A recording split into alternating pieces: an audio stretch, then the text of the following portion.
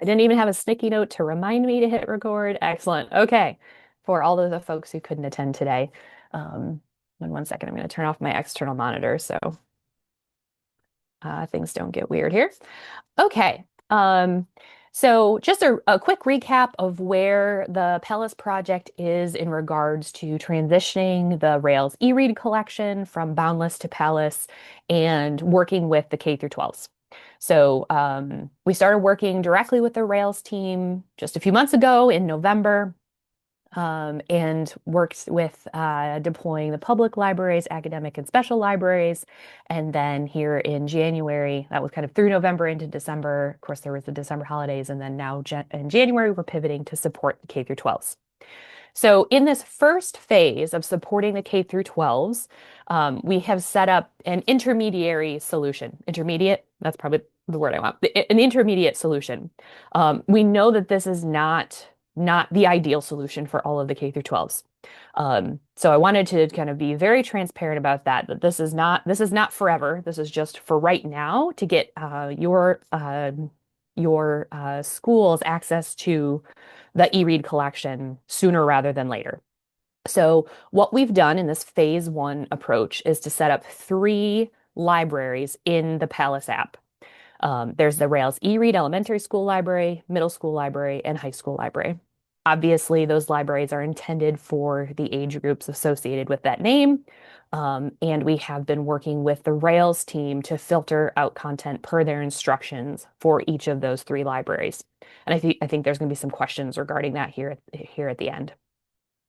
Again, in this kind of interceding time frame, every single school or building will log in with an assigned barcode prefix for your school/building, and then students should append on something unique after that prefix. There's no PIN, there's nothing else to remember, and this will allow your students, hopefully, to quickly and easily log into the appropriate library.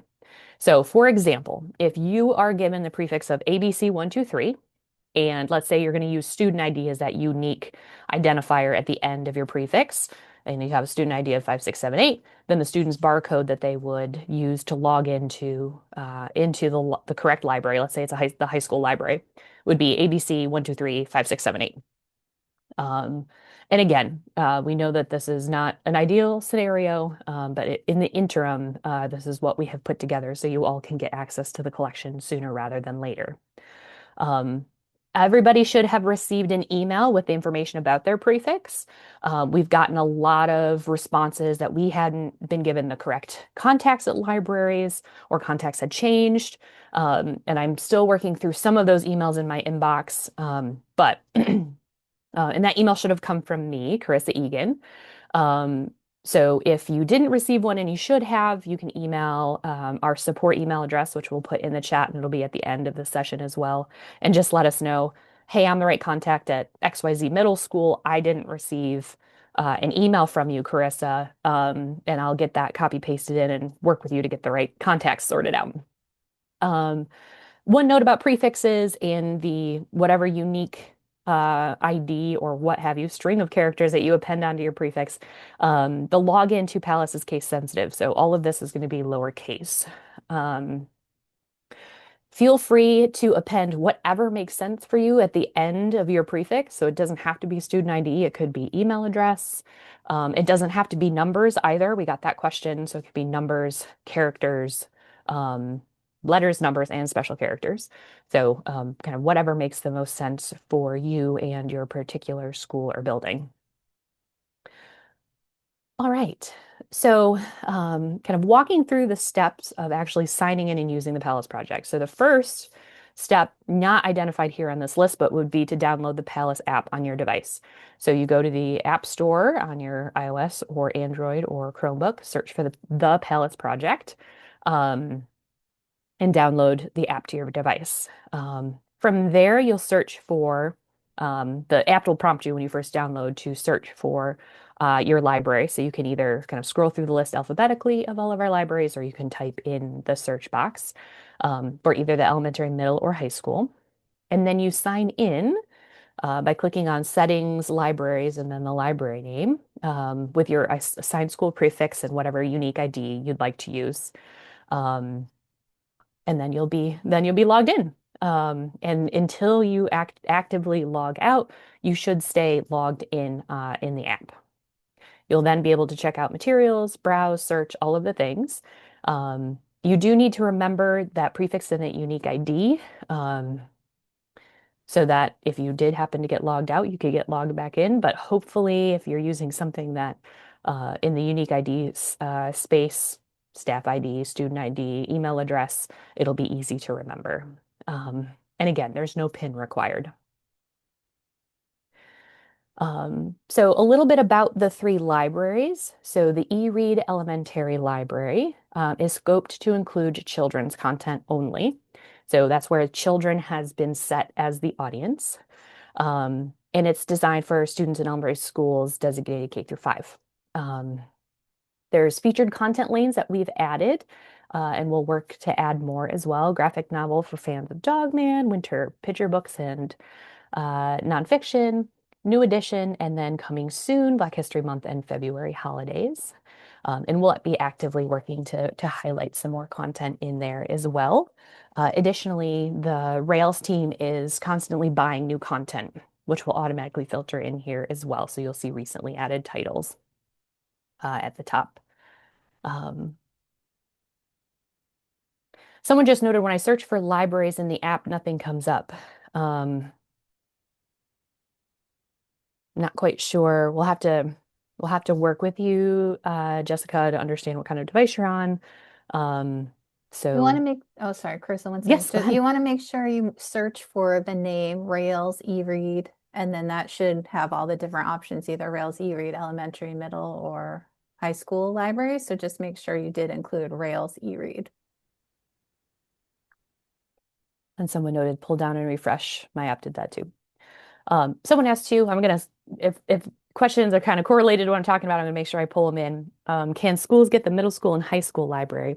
So if you're in elementary and you want to be able to log into the middle and high school, just send me a message. Right now I had configured access to the library based on the students that are in your school based on information I got from the Rails team. But if you have a use case around needing to get to the middle school library, the high school library for whatever reason, let me know and I can work on that with you directly. Um, Hopefully that makes sense. Someone asked, how are we assigning students a unique ID with the prefix? Do we have access to an admin portal to upload our patrons? No, we wanted to make it as quick and easy and seamless as possible. So you don't have to upload anything.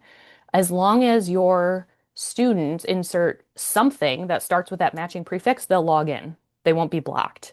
And so we didn't want to prescribe what that unique string of characters is after the prefix because we weren't sure if student ID works for everyone.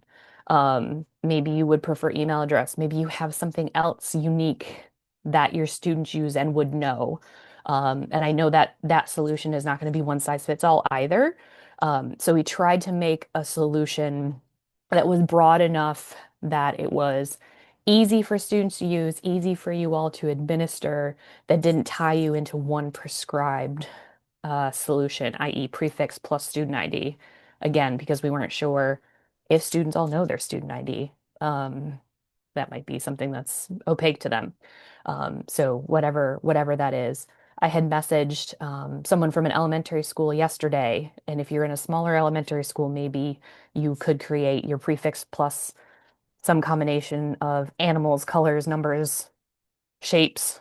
Again, that's not going to work if you have tens of thousands of elementary school students, but if you're in a very small rural area and you have 200 elementary students, you could do that possibly to make unique identifiers. So again, we were hoping that this interim solution would be flexible enough to not add a lot of overhead to all of your workloads. We'll get to the web platform here at the end. We don't currently have a web version of Palace. We're actively working on adding that, though. I know we had worked with the Rails team and understand that some school districts can't download apps on Chromebooks. or devices that just kind of the app infrastructure doesn't work. So we'll talk about a little bit that more in more depth here when we get towards the end of the session. All right. Feel free to keep those questions coming. I'll keep monitoring them as they come in as well.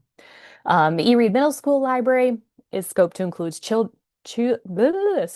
children's and young adult content. Again, these scoped filters were coming from the Rails team that we've just enabled. And I know there's a few questions around those kind of decision-making processes, which we'll get to. The middle school library for students in the middle schools, grades K 6 through 8. Um, and the featured content leads here are middle grade classic fiction. Not that I could talk today. Mythology and folklore for Percy Jackson lovers, Harry Potter read-alikes, and as I mentioned, we'll continue to add additional things here as well. If you have ideas or suggestions, we're all ears. That would be really helpful as we kind of cater this interim solution to meet all of your needs here in the short term. And then, of course, there's the high school library, which is scoped to include children's, young adult, and some adult content, not all adult content. The Rails team explicitly asked us to filter out anything in the romance genre, obviously erotica as well. So anything that is in any of the tangential romance genres, sci-fi romance, historical romance, blah, blah, blah, romance is not available in the high school library. Again, this is designated for students in grades 9 through 12, and we've added new and trending titles, modern and classic titles, YA fantasy selections, and Harry Potter read-alikes as well. And so the offer stands if you're in any of these age range libraries and have a suggestion for a lane you'd like to have added to the top, please let us know. Um, and then Jill has been doing the bulk of this work and doing a really great job. We'll be adding state awards, award titles for each age group, and Black History Month titles before the end of next week. But again, if you'd like to have any other additional titles highlighted, we can certainly do that. All right. So we've gotten a lot of questions, and we'll probably reiterate this a couple times throughout the presentation around phase two. I've gotten a handful of questions from libraries that like, we want to sign in with our SSO system, or do you support Clever? Do you support Google?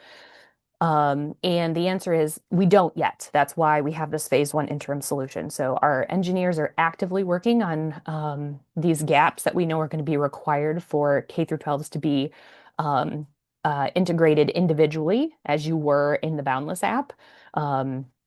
So we are actively working on adding a Google SSO option for authentication and actively working on launching a web catalog and web reader version of the Palace app. Because we know that that's going to be necessary for many of you, and certainly required for you to be integrated individually in the Palace app. What do I mean when I say that? I mean having your school library being the named library when you search for the library in the app. We're just not quite there yet. We don't have all of the technical infrastructure in place. But we also didn't want to have you all wait until we had the technical pieces in place either. So again, we put together this interim solution. So phase two will involve actually configuring your library individually, your school, your building, however you would like to be configured in Palace in phase two. So that will likely be happening later this spring. Again, it's all correlated to the active development that's happening in the Palace engineering team right now. So our first authentication integration will be for Google. So the Rails team did a survey, and the majority of schools use Google. So that is why we have identified that as our top priority. But for now, your students and users will log in with the barcode prefix and no PIN. And here's our support email. Again, that's dedicated support. Please feel free to send any questions to that email address. And I think we have it at the end of the slide deck too. Frequently asked questions that we've received so far. I think I just saw myself freeze, so apologies. Hopefully my audio didn't freeze. You just got a We can weird hear you frozen just face. fine. Okay, you just get the awkward Carissa frozen face. Excellent. So we've gotten questions from both library staff as well as Illinois patrons about transitioning Boundless accounts over to Palace. And unfortunately, we can't do that, meaning your Boundless checkouts, your holds, your favorite lists, etc., won't transfer to Palace. You're kind of starting anew. The Palace Project app is not available on Kindle devices. We got that question quite often. It is available on iOS and Android phones and tablets, as well as Chromebooks. And the web access component is coming in early 2026 as well. So again, we know that that's a critical component for some school districts that aren't able to use or deploy apps on their Chromebooks for their students. We've also gotten a lot of questions around the borrowing limits for the eRead collection, and they are the same as they were in Boundless. So the loan duration of a checkout is 2 weeks, 14 days. Users can have 5 checkouts, 5 holds, and their holds sit on their shelf for 2 days before they kind of disappear and go back to the next person in line. So all of those mirror what had been in Boundless before, and that is set by the Rails team. We just configured them. And then I think I'm transitioning over to my colleague Tara to take on the rest of the presentation, and then we'll get to the Q&A. Yeah, thanks, Carissa. So I'm going to talk a little bit first about the configuration process. So here's an overview of what you can expect once we start configuring all of your individual libraries in the app. So the Palace team will reach out to you to request specific information about your library's ILS, any collections that are not already configured through the Rails, and also any additional languages you may have in your digital content that we can set up to configure so they'll be featured in a lane in the app, just like some of the special lanes that Jill has been curating for you. Our library will contact and gather information, or your library contact will gather information and send it back to us. We'll configure the library on the back end, launch your library in the app and notify you that it's live. Jill will reach out to offer support, training materials, collateral, whatever you may need to, be successful with using the app. And then on your end, you'll let your staff and students know that the app is live, it's available, the content is there, and how to log in. All right, next slide. So what happens after you go live? So a lot of things. We are here for you. We don't just launch the library and then that's it. We have many webinars like this one, including things on marketing, app demos, using the Palace Collection Manager, which is our backend administrative portal where you can see usage data and curate collections. So we'll get that all set up for you as your libraries are individually configured. We also have a number of recorded trainings on our YouTube channel that are targeted for both staff members and for patron and users. So those are available now. And like when we're done with this one, we'll post it there as well. So we're trying to make sure there's a nice, robust, growing set of recorded trainings for you to refer back to. We have ongoing tech support. Carissa mentioned contact support at thepalaceproject.org for any questions, tech support problems, or anything you need. That's the fastest way that goes to a group of people. So you'll always get an answer when you respond, although we have many people, so we ask you to bear with us. It can take up to 3 to 5 business days, depending on what that queue looks like, but we will get back to every person. Also, you can join our community in Discord. There's a link here, and that is also a new probably in December, I think, growing community. And this is for all of the staff members for libraries that are live in Palace. So people in your state, but also people across the country and even in Canada that are in there kind of talking about their experience with Palace, asking questions. Jill posts a lot of stuff about like upcoming sessions, webinars, trainings, and the ready reference questions too. So if you have those kind of high level questions for us, that's the place to go. But if you have a tech support question, please be sure to send it to support@thepalaceproject.org. We do encourage libraries to add a Palace Project logo to your website, but in the case of school libraries, I'm not sure if it is the same, but we do have the logos and other digital resources available on our library resources page, like social media templates. So I'm not exactly sure how you advertise this stuff to students, or if you do it all, or if it's happening in the library itself. But we also have physical collateral items that we can send to you, and those can be requested through the support email or contacting Jill.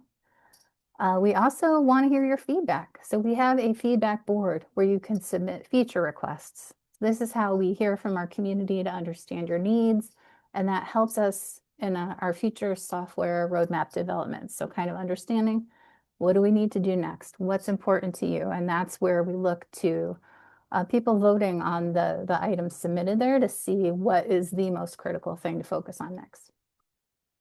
And then the Palace Marketplace. So that is our nonprofit marketplace where libraries can purchase content for your local collections.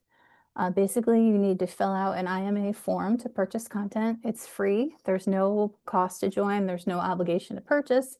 But once you do that, we can make an account, and then you can go in there to, see the pricing, browse, shop. So that is totally open to you if you'd like. All right, next slide. Okay, so a little more on the Discord. So you can interact with the Palace team and partner libraries across the US and Canada, like I mentioned. It's a dedicated space for keeping tabs on events, idea sharing, ready reference, Q&A, promotional materials, and more. So yeah, when we send the slides, this is all hyperlinked, so you can just click the invite link and you will join, and then you'll be able to pop into the community. All right, next slide. And then we have more. So lots of support. We have lots of resources. Just like I mentioned, the recorded trainings. We also have a wiki with lots of articles about, accessibility, about the VPAT, about how to use the dashboards in the collection manager. We have getting started guides, digital assets, printables. We also have our Discord. We have support. We have regular newsletters. So if you are not getting our newsletters yet, please feel free to sign up. The link is there. We're trying to send those out every few months, but keeping you updated on, everything that's new with Palace. There's also a second publication, another newsletter more focused on tips for success. So if you sign up for the newsletter, you'll also get on the mailing list for tips for success. We have a number of staff and patron trainings virtual. And so if you want that for your library or for your patrons, let us know. We are willing, our team is trying to, meet the needs of our community. So just let us know how we can help. We have social media templates, print collateral. We have an annual Palace Project virtual summit, happens in September. So we will put more info out as the date is secured for this coming September, but that is kind of like a half day. We're calling it a mini digital conference, basically, covering, the gamut of new stuff with Palace, hear from our partners. Last year we had state library stakeholders, public libraries, academics, Lyrasis staff members. So a lot of really interesting information, and it helps you connect with the community. And then we also have biannual updates webinars. All right, next slide. And we have upcoming training webinars. So this is a series, but before I tell you about this, I wanted to test here. I'm going to launch a poll, everyone. Hopefully this works.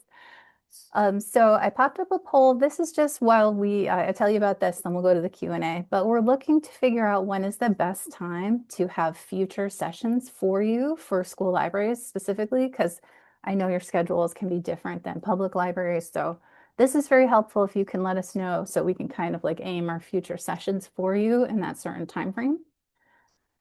All right, so upcoming, we have Intro to the Palace app and Collection Manager, Wednesday, February 18th, and that will be at 1 p.m. Central for all of you. In March, Accessing Your Library's Palace Project Usage Data, that's Wednesday, March 11th at 1 p.m. Central. Next slide. Then in April, Curating and Promoting Your Collection within the Palace app, Wednesday, April 8th at 1 p.m. Central, and the Palace Project Content Ecosystem on Wednesday, May 6th at 1 p.m. Central. Okay, next slide. And then resources. So we have a number of links here. We talked about a bunch of different things, but the support email, the marketplace, the resources page, our YouTube playlists, our feedback board, the software roadmap, the wiki, all that stuff is linked here. So hopefully, if you have questions, one of these links will answer it, or if not, we can also answer it for you. So I think that hopefully that's a good segue to the Q&A. And thank you. I'll go ahead and close the poll. I appreciate it. Thank you very much for voting. Oh, and here's our email addresses so you can contact any of us here, and you can also email support@thepalaceproject.org to get the whole group.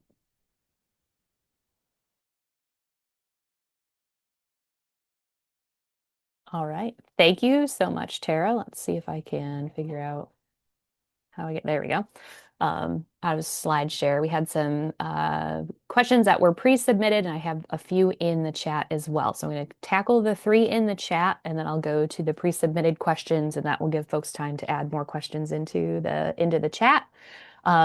So Christy asked a great question. Can we download ebooks to Adobe Reader? There isn't a way to download titles in Palace and like send them somewhere else at this point. So the answer is no.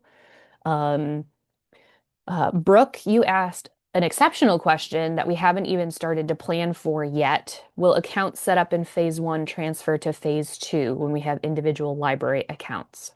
I'm going to set expectations low and say no.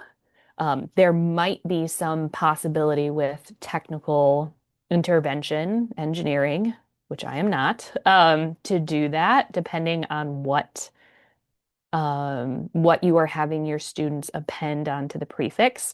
But I'm not going to make any promises. So I'm going to set the bar low and say no. And hopefully we can do something for some libraries, but unsure at this point and going to default to no. And then another question for phase one, when a hold is available for checkout, would the only notice be via an app notification? So correct. And even into phase two. So currently the way Palace handles notifications is that you get an in-app notification. So you'll have like a little red icon with a number on your reservation shelf when a hold is available. And if you've enabled push notifications, so when you first download the app on your device, it'll ask for you to enable push notifications kind of at the system level on your device. If you've clicked yes, then you'll get a push notification even if you don't have the Palace app open on your device. Palace does not collect email address, so there's no kind of email notification functionality just because we collect as minimal personal information about users and specifically for K through 12 users in particular. But we don't even collect it for public library patrons and adults either. We don't actively collect email address as part of how our tool works. So there won't be email notifications, but there are active in-app notifications as well as push notifications on your device if you've enabled that. All right, great questions. Keep them coming. I'm going to transition to the ones that were pre-submitted because we promised folks that we would answer these if they weren't able to attend. Um, so we got a really great question right off the bat. Is there a quick start guide for students? And there isn't yet. We'll actually work, because of this question, we'll work to create one. We have quick start guides that are geared towards adult public library patrons for Palace, but um, previously we haven't worked actively with K through 12. So this is a whole new space for the Palace team to learn about. So again, you are our partners. You will tell us and educate us in terms of what you need and your priorities. And so we'll actively start to develop those. We'll probably ask for a few guinea pigs in terms of looking at our drafts and giving us feedback to make sure we're creating what is going to be helpful for you. And giving you a format that likely you would be able to edit on your own as well. So bear with us. We're doing our best, learning as we go. Or I know, as some of our engineering colleagues say, flying the airplane as we're building it. Um, but if you have other requests after you've perused all of our marketing materials and support resources, again, primarily to date, which have been generated with kind of the public library in mind, please don't hesitate to reach out. The second question, I'm going to read these just for the sake of the recording so it's more accessible. Our staff members use the digital book service as well. Is there a way for them to access all content? If that question, I don't know if digital book service is like a specific thing that I'm not familiar with, or if you just mean staff had used Boundless to read content as well. Um, yes, your staff can continue to use Palace in that way.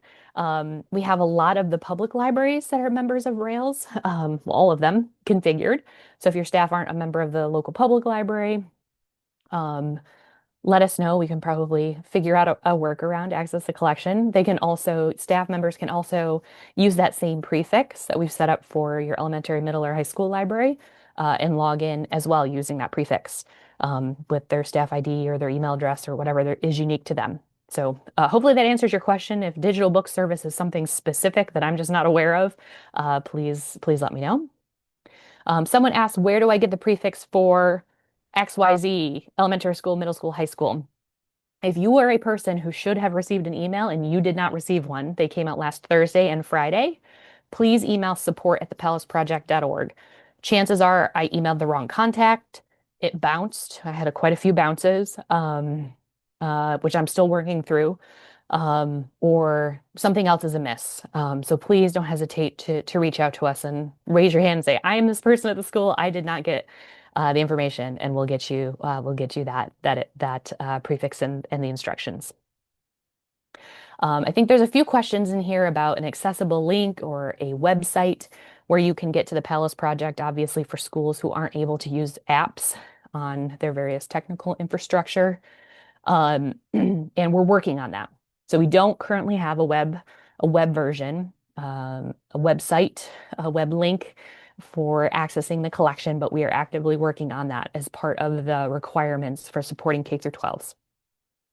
Similarly, someone asked, will Clever or SSO be an option for phase two? So phase two, we are actively working to integrate Google SSO. We will not have a Clever integration available in phase two because we heard the majority of the K through 12s that are Rails members leverage Google. So we are prioritizing that first. I suspect we will eventually add a Clever integration, but we're prioritizing Google first because it gets the greatest number of eRead K through 12 members. So yes, that will be coming in phase two. So the question, will staff be able to access all books in the collection? Can we make a staff login that has access to all Pals Project offers? So the answer is not yet. In phase one, we're just kind of scoping into these three libraries. The Rails team is helping us administer those.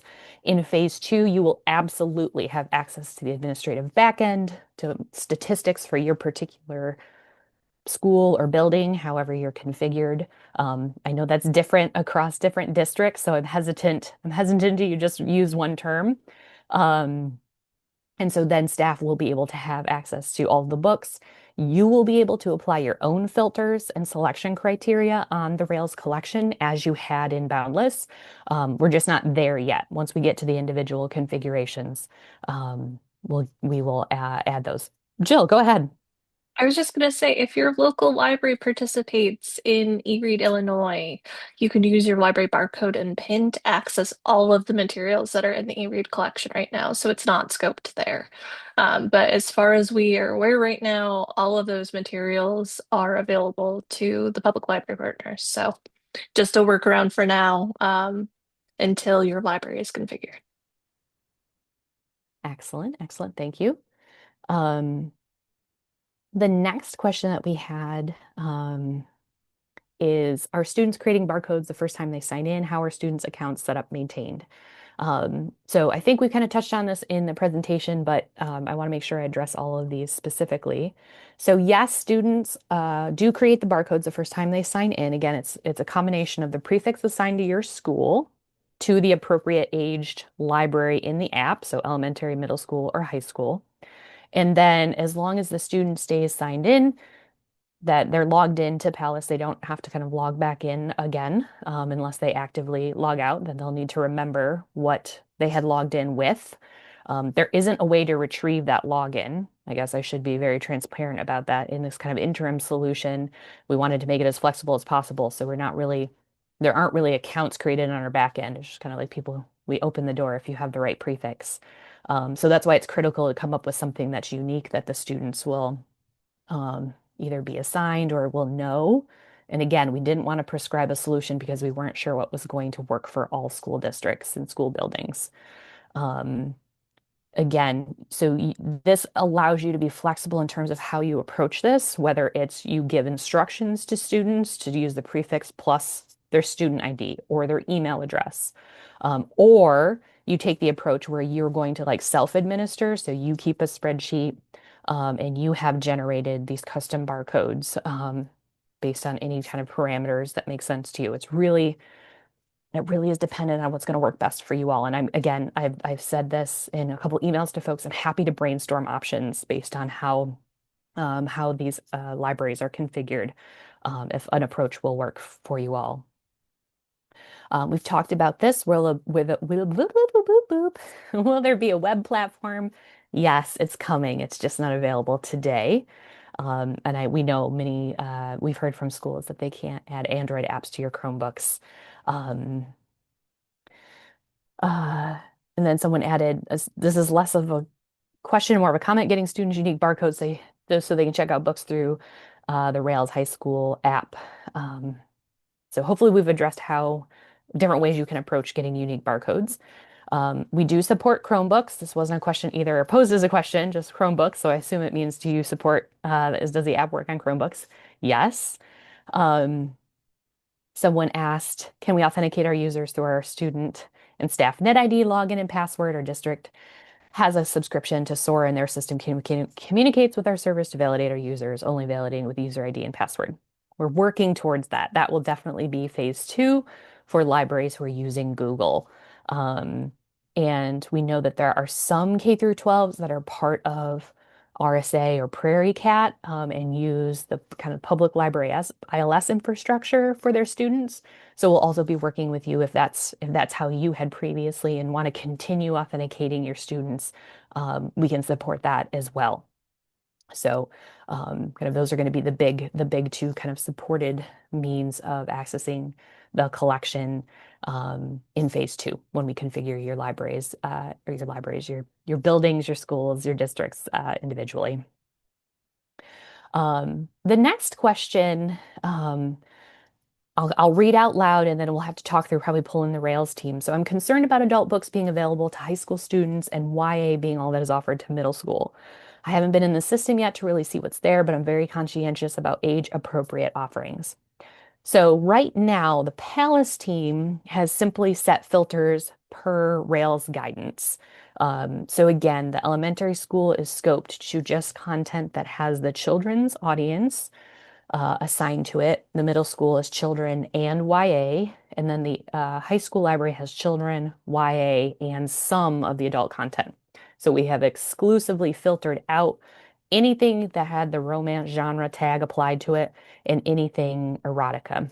Um, any other distinct concerns or suggestions, recommendations, requests about what content should be available slash filtered should be directed to the Rails eRead team because we're kind of just we're configuring what they tell us to configure for these three libraries. In phase two, when your libraries, your buildings, schools are configured individually, you will be able to control that. So you'll be given access to the full collection. And obviously, before you launch, we'll work with you to help you apply filters based on your parameters. We're building this tool on the fly. So to start with, I'll be fully transparent. It is kind of a minimal viable product. It's kind of a beta. It does not have all of the bells and whistles compared to the tool that you had in Boundless that I understand was built over years. So we have just started to build this tool. And we'll add more functionality as we start to work with you all. But I just want to set expectations that day one, the filtering is going to be pretty high level.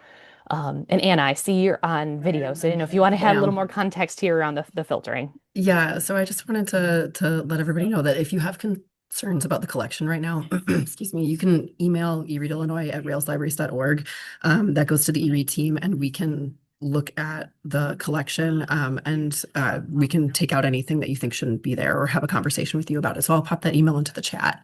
Excellent. Tara already did it. Thank you, Tara. But yeah, feel free to reach out to us if you have concerns. Thank you, Anna. Oh my God, it sounds like you're sick again. You just can't catch a break, girl. Oh my gosh. January, literally, January can just go to heck for all of us, I feel like. Um, okay. Does the unique identifier I can't speak today. Sorry, folks. And I've even had 2 cups of coffee, so I have no good excuse. Does the unique identifier have to be a number only? No, it does not. It can be other letters, other characters, whatever you would like. Um, and then someone notes that having an app-only platform is much less convenient, as teachers in my district do not have a tablet or Chromebook. Will there be a credit refund for the 2-month lapse in service? Okay, so there's a lot of questions unrelated to the unique identifier. Um, so I guess the first question, no. It can be any string of characters appended after the prefix, does not have to be numbers. We're working on Palace not being an app-only platform. We're working on it being web accessible. And then anything related to credit, refunds, any of that should be directed to the eRead team as well, regarding your eRead membership. Yes, and I'm going to jump in real quick and say that Rails wants to have conversations with school libraries that cannot access apps. Please feel free to reach out to that same email address, eReadIllinois@railslibraries.org, and let us know that that's the case for you. We want to have a conversation with you about that. So please feel free to contact us if that's the case at your district. Thanks, Anna. And then the last question that we got submitted in advance is, can you adjust listening speed for audiobooks in the Palace app? And yes, you absolutely can. There's a screenshot here, which, hold on, let's see if I can get my screen larger. So this is a screenshot from the iOS version of the app.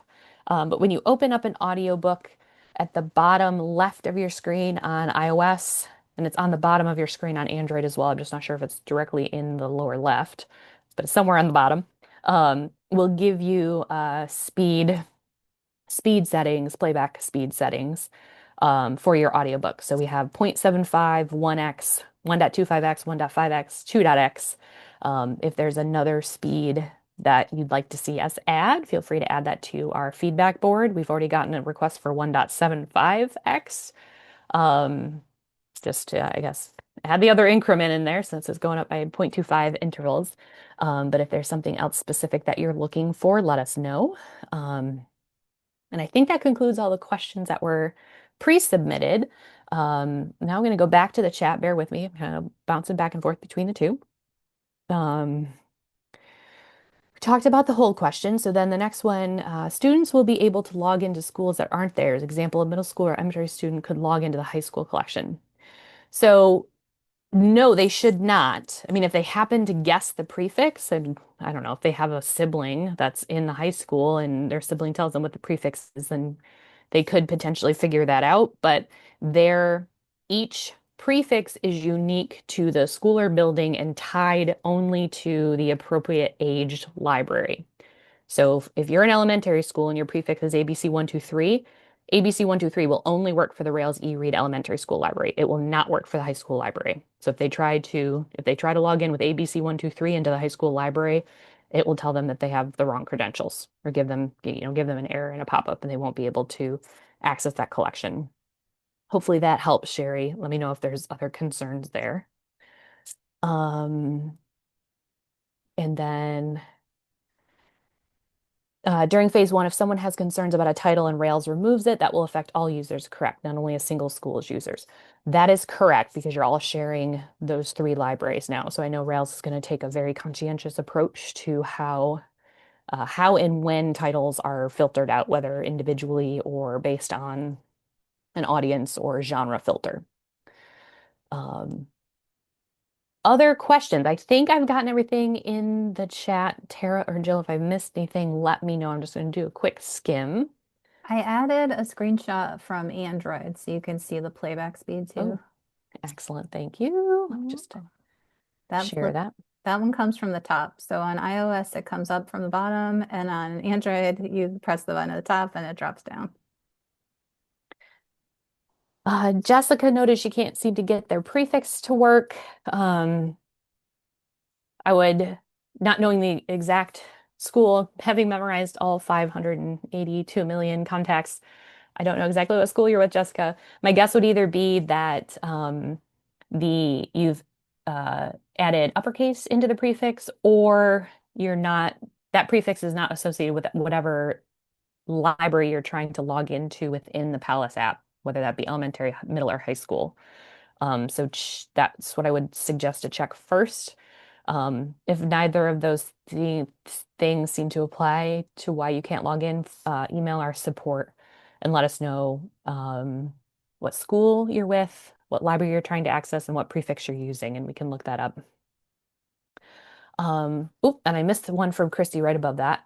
I am in a district and our 6 buildings have the same prefix. Is there any concern a student may create multiple logins for phase 1 if there's no way to retrieve a login?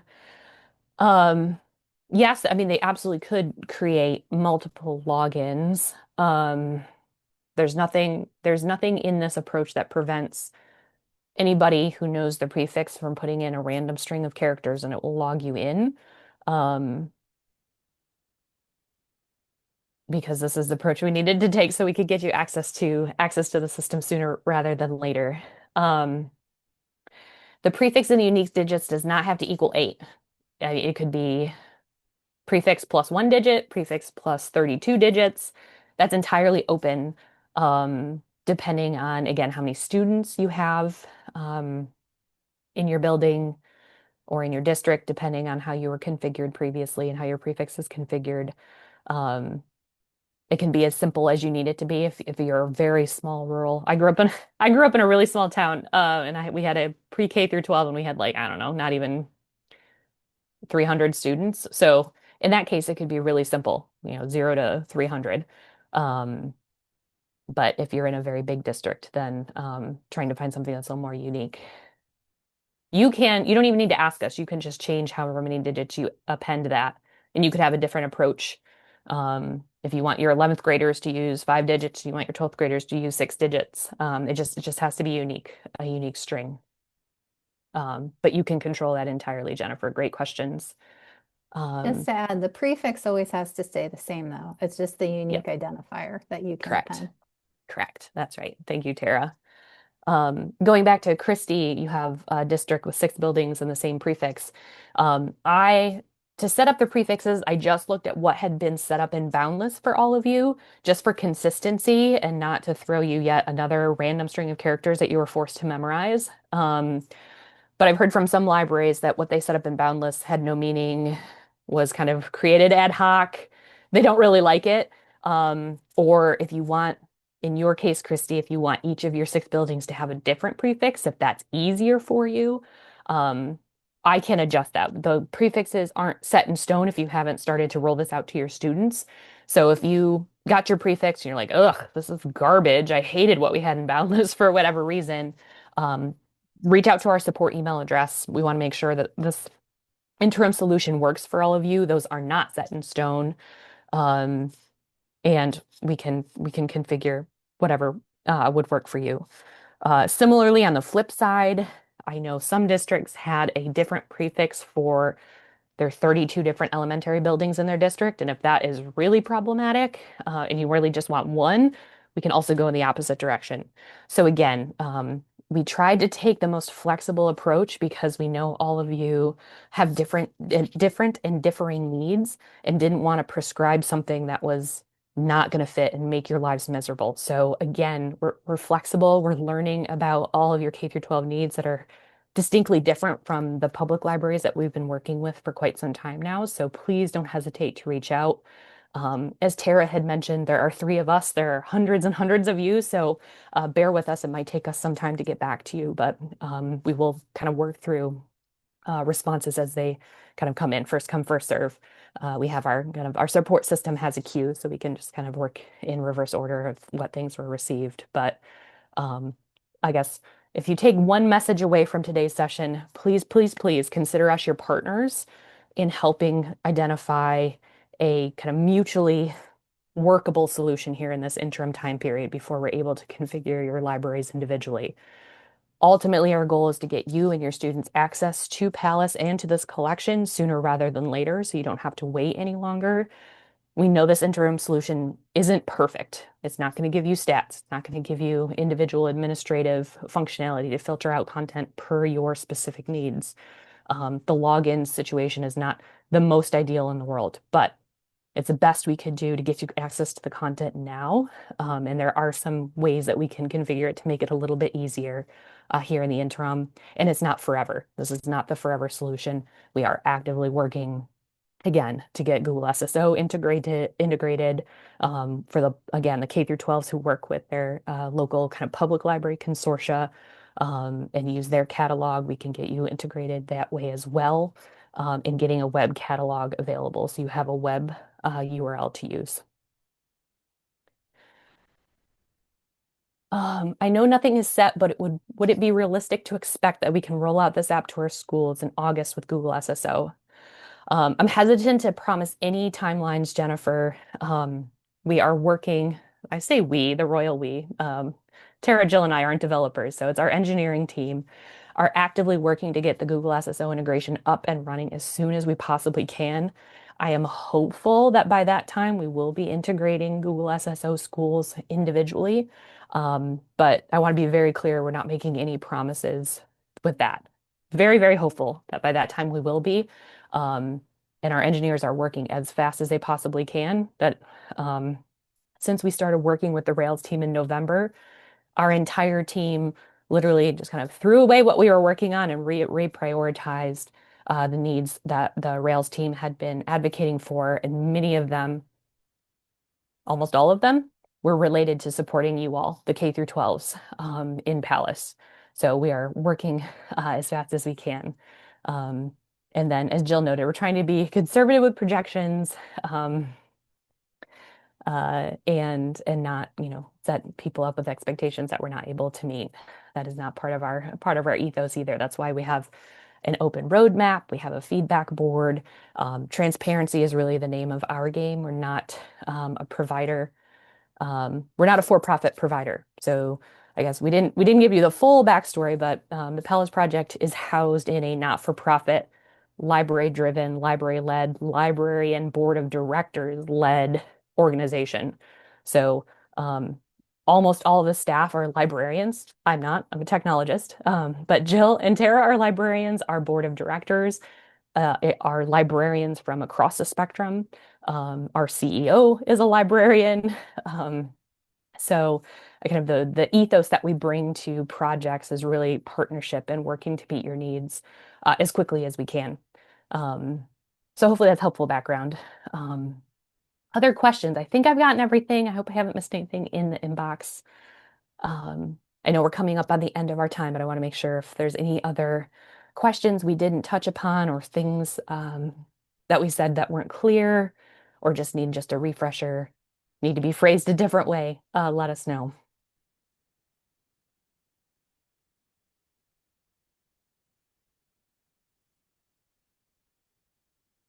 All right, I'm not seeing anything come into the chat. And I know you all likely are bouncing between classes and other priorities. So we thank you all for taking time.